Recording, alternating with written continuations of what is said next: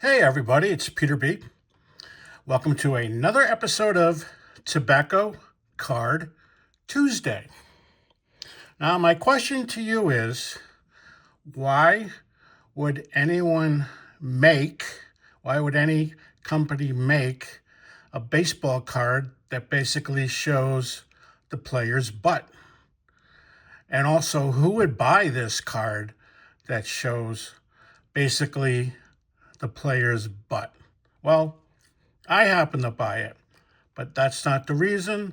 I wish it didn't show so much of his butt, but I bought this card because Boss Schmidt, catcher for the Detroit Tigers, does have a story.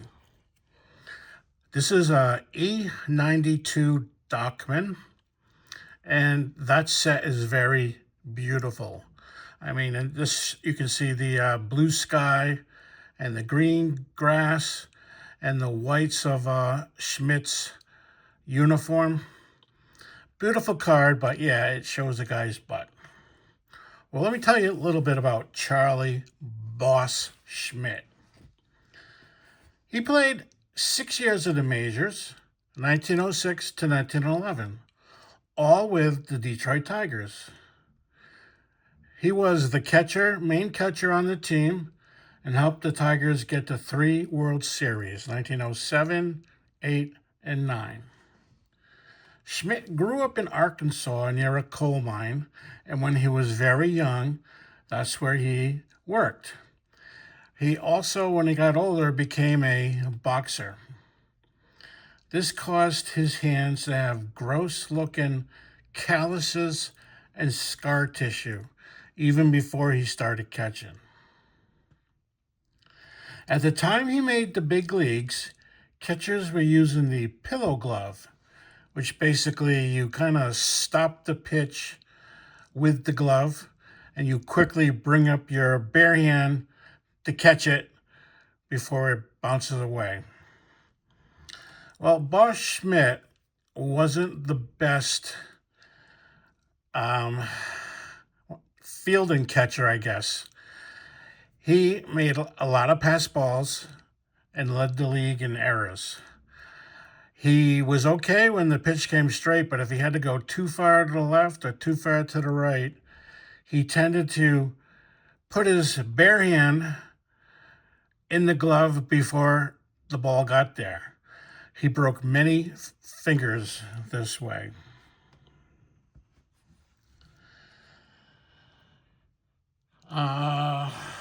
But he did have a strong arm and normally led or near the leaders of throwing out base runners trying to steal. Schmidt had a reputation of physical toughness. He did not wear shin guards when the other catchers started to. He would demonstrate that using only his fists, he could hammer a nail right through a floorboard. One time, when the team went to a carnival, he had a wrestling match with a bear, pinning the animal to the floor and winning the match. Schmidt was also a fighter, never to turn on a fight. And he actually had a fight with his teammate, Ty Cobb. He battered Cobb close to unconsciousness and then helped him revive as Cobb lay on the floor motionless in the Detroit dressing room. He really beat the crap out of Ty Cobb. After this fight, Cobb and Schmidt became good friends until the day Schmidt died in 1932. So he did lead the Tigers to 3 World Series as their catcher. And it is a beautiful card.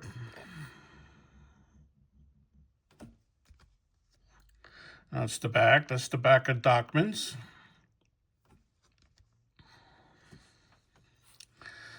But it's a card of a guy's butt. Well, not really. Yes, it is a card of a guy's butt, but watch this. If I put this card here, that's the whole image. I really wish the document people who printed this and designed it gave this card a blue background also. That would have been cool. But that is his hand, and he's tagging them. And you can see he's tagging them. So these cards came from a photograph that looks something like this. And this one is Harry Davis, first baseman for the Philadelphia Phillies. Davis spent 22 years in the major leagues. His career can be divided between before he was on the Philadelphia A's and after enduring while he was on the Philadelphia A's. He started in 1895 with the New York Giants. Then he played with Pittsburgh, Louisville, and Washington. Never really having a position. He played first base and outfield, but he would play all over. He started to find his power in 1897 with the Pirates, where he hit 28 triples and batted .305. In 1901, when the new American League started up, Connie Mack handpicked him to be the first baseman and also leader of the team. Not only was he showing power, he knew how to play the game and gave advice to his young teammates. Davis was heart and soul of the early A's team that won 6 titles and 3 World Series. He led the league in home runs 4 years in a row. So before Babe Ruth, he was a big slugger. Now, those home runs in 1904, he hit 10. 1905, he hit 8.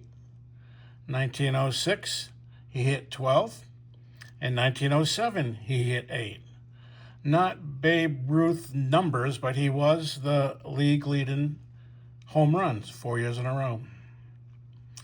1911 would be his last season he played more than 50 games. He hit his last home run on May 3rd, 1911, a long blast deep into the center field bleachers.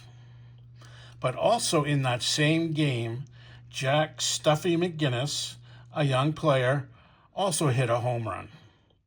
McGinnis would become the A's regular first baseman starting the second half of that 1911 season.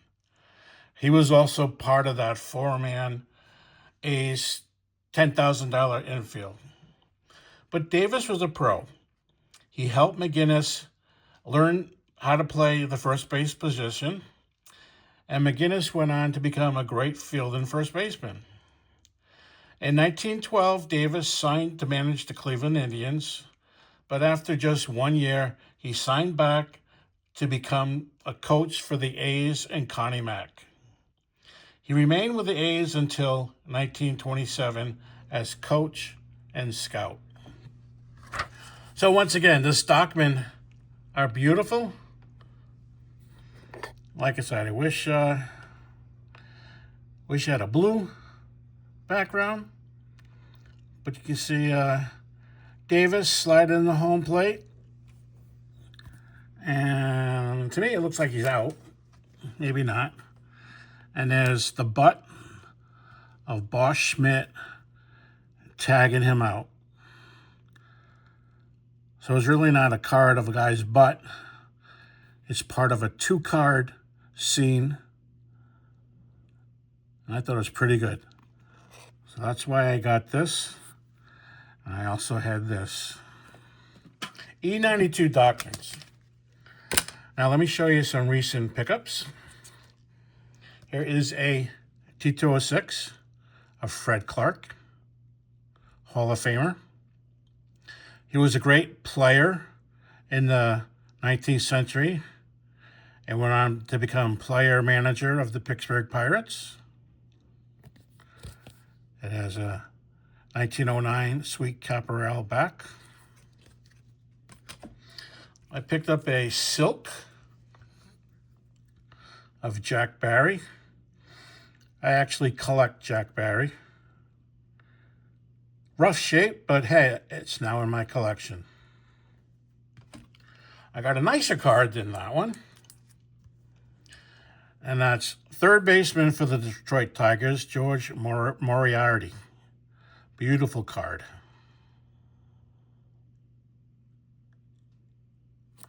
And it's a 1915, because you can see it's upside down. And I'm sure glad I can rest tonight knowing that eBay authenticated that it was real. Oh boy. Beautiful card. George Moriarty. And then the final thing I got is a 1888 trade card of a baseball subject. This one's called the shortstop. And you can see the shortstop getting nailed in the face with a ball. Everyone's kind of going, oh, that must have hurt. Look at the pitcher. Ah! And the guy running from first to second or from second to third kind of stopped and saying, holy crap. This actually happened to me. After college, and I was working, I was big into softball. And I used to play third base, sometimes first base. And I joined this fall league. It was a cold, probably October night. And the team we were supposed to play didn't have enough players, so we won the game by forfeit. But we had all my team there and most of the other teams, so we decided to just play a scrimmage game. Didn't count. And I played shortstop. So I was doing real good that season. I mean, I was probably hitting 700 something. And it was like 12 games into the season. And I decided to play shortstop in this scrimmage game on a cold October night under the lights. And someone hit a grounder, bad hopped, and sure enough, that actually happened to me. Now, I wear glasses, and it's the kind that doesn't have a frame on the bottom of the glasses. Well, the softball hit me right in my glasses, proceeded to drive it into my cheek all the way to the bone. And so one of the teammates helped drive me to the hospital, and I was going to have them stitch it up. And I forever am grateful that a nurse there, I don't know her name, but I do want to thank her. I mean, you could actually see my bone. And I just was going to get it stitched up. And she said, make them bring in a plastic surgeon. If you were my husband, I would not want just the emergency room to stitch up your face. So that's what I did. Surgeon was at a nearby hospital doing something for a soccer-related injury. And he came over and stitched me up with 32 stitches. And you cannot see where he did the job. Now, if it wasn't for that nurse, my face would probably look like Frankenstein or a Jerry Cheever's hockey mask. So I'm forever thankful that she recommended I ask for a plastic surgeon. So anyways, cool card. Can happen. Happened to me. And this is the back of the card. The nectar. It's a Chinese tea. 1888. So that's it. Got to look at some nice cards. Got to see why would you buy a card of a guy's butt.